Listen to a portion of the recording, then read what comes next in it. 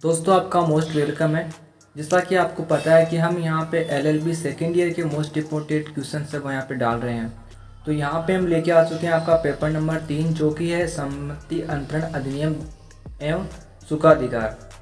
ठीक है, तो इससे पहले मैं आपको बता दूं एक नोट कि यह कोई पेपर नहीं है, इसमें आपको मोस्ट पर्सन बताए गए हैं जो कि परीक्षा में आ सकते हैं। चलिए हम पहला क्वेश्चन की ओर देखते हैं। तो यहाँ पे दोस्तों टोटल 10 क्वेश्चन हैं, कभी किसी किसी में 11 भी हो सकते हैं, लेकिन यहाँ पे टोटल आपको 10 ही मिलेंगे, जिनमें से आपको जैसा कि आपको पता है कि आपको 3 क्वेश्चंस करने हैं, 2 घंटे का आपके पास में टाइम है। और डॉक्टर भीमराव अंबेडकर विधि विश्वविद्यालय जयपुर, इसमें पहला क्वेश्चन से वो आता है कि दोहरी संभावनाओं के विरुद्ध नियम से आप क्या समझते हैं? क्या एक अजन्मे व्यक्ति या गर्भ शिशु के पक्ष में अंतरण तुरंत संभव है? यदि हाँ तो इसकी क्या आवश्यक शर्तें हैं? दोस्तों इसमें 3 क्वेश्चन है। पहला है कि आपको बताना है कि जो ये दोहरी संभावना के विरुद्ध नियम है इसको बताना है। उसके बाद में इसमें एक पॉइंट आपको अलग से लिखना और बताना है कि क्या एक जो अजन्मा बच्चा जो भी माँ के पेट में है, गर्भ में है, तो उसके पक्ष में भी तुरंत अंतरण संभव है कि नहीं है, वो आपको बताना है। उसके बाद में अगर हाँ है तो उसकी क्या शर्तें हैं, वो क्या कंडीशन है, तो वो आपको बतानी है। ठीक है, और केस के बारे में बताऊं तो आप इसमें 4 या 5 केस डाल देना। और ऐसा नहीं कि आप लास्ट में केस लिखो, आप बीच बीच में जहाँ पे भी आपको केस मिलते हैं वहाँ पे आपको केस लिख देना है। ठीक है, चलिए हम सेकंड क्वेश्चन की बात करते हैं। सेकंड क्वेश्चन दोस्तों यहाँ पे बताया कि शाश्वतता के विरुद्ध नियम से आप क्या समझते हैं? इसके अपवाद सहित समझाओ। शाश्वतता का जो नियम है उसके बारे में आपको बताना है, उसकी जो अपवाद है वो भी आपको बताने हैं। तीसरा क्वेश्चन आता है, वो आपके एग्जाम में ऐसा पूछ सकता है कि निर्वचन से आप क्या समझते हैं, निर्वाचन से आप क्या समझते हैं। यहाँ पे निर्वचन लिख दिया, ये मेरे मिस प्रिंट हो गया। तो इसमें आपको बताना है कि निर्वाचन से आप क्या समझते हो, निर्वाचन के सिद्धांत के अपवाद को समझाइए या समझाओ। ठीक है, फोर्थ क्वेश्चन यहाँ पे आता है कि संपत्ति अंतरण अधिनियम में जो लंबितवाद का सिद्धांत है वो क्या है, इसको सही विस्तार आपको बताना है। ठीक है, तो दोस्तों यहाँ पे एक छात्रा ने मेरे को कमेंट किया, पूछा था, शायद इंस्टाग्राम पे, पता नहीं, याद नहीं है, पूछा था कि सर जैसा कि इसमें पेज कितने भरने हैं, मतलब कितने पेज हम भर सकते हैं। और दोस्तों पेज की यहाँ पे कोई बात नहीं है, जो आपका मीटर है वो सही होना चाहिए, चाहे आपके पेज 4 ही क्यों नहीं भरे। लेकिन मैं आपको बता दूँ कि अगर मान के भी चलते हैं तो आपके कम से कम 5-6 पेज तो एक क्वेश्चन के होने ही चाहिए। ऐसा नहीं कि आपकी एग्जाम हो 3 क्वेश्चन आपको करने हैं तो 15 पेज होते हैं और आप वहाँ पे 10 पेज करके और नंबर कहाँ से आएंगे। और आपको पता है कॉपी भी आपकी स्कैन होती है, ऐसा बता रहे हैं कि कॉपी आपकी ऑनलाइन चेक होती है।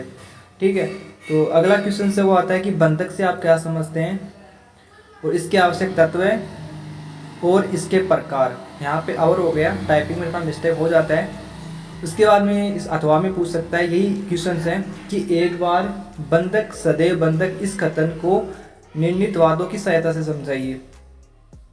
ठीक है, उसके बाद दोस्तों यहाँ पे अगला क्वेश्चन है वो आता है 6 नंबर का, जिसमें दोस्तों पट्टे के बारे में है कि पट्टे के समापन की विभिन्न रीतियाँ को समझाइए। जो पट्टा है, हम पट्टा करवाते हैं तो उसकी समाप्त करते हैं, तो उसकी जो रीति है उनको सविस्तार समझाना है। उसके बाद में छठा क्वेश्चन है वो आता है कि दान क्या है, इसकी आवश्यक तत्व है और क्या एक दान इसके रजिस्टर से पूर्व खंडित किया जा सकता है।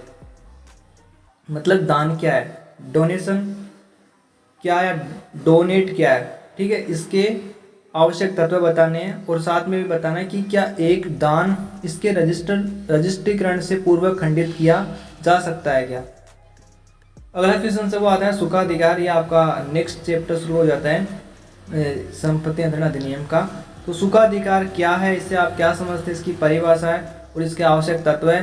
क्या सुखाधिकार को अर्जित किया जा सकता है क्या, और अगर किया जा सकता है तो किस प्रकार से, जो सुखाधिकार है उसको किस प्रकार से अर्जित किया जा सकता है और कौन कौन से तरीके हैं, तो वो आपको बताना है। ठीक है, अगला क्वेश्चन वो आता है आपका लाइसेंस से जुड़ा कि अनुज्ञप्ति क्या है, इसकी परिभाषा दीजिए और इसके आवश्यक तत्व है। ठीक है, अब दोस्तों यहाँ पे शॉर्ट क्वेश्चन आते हैं, जैसा कि 10-10 नंबर के भी पूछ सकता है अगला एग्जाम में। पहला क्वेश्चन आ सकता है, बीच में आ सकते हैं, या फिर लास्ट का भी यहाँ पे आ सकता है। तो यहाँ पे ऐसा पूछ सकता है जैसे स्थावर संपत्ति क्या होती है, इसकी व्याख्या कीजिए, 10 नंबर का आएगा। या फिर पूछ सकता है सूचना क्या होती है, सूचना की परिभाषा कौन से सेक्शन में है। उसके बाद में आता है अटेस्टेड क्या होता है, अनुप्रमाणन क्या होता है। उसके बाद में पूछ सकता है कि आंशिक अनुपालन का सिद्धांत ये क्या है, और कर्मबंधन व अभिताय का सिद्धांत ये क्या है, ये आपको बताना है। 10 नंबर के आ सकते हैं। उसके बाद में आपको अंतर पूछ सकता है, जैसे अनुज्ञप्ति और सुखाधिकार, लाइसेंस और सुखाधिकार में क्या अंतर है, या फिर लाइसेंस और पट्टे में क्या अंतर है।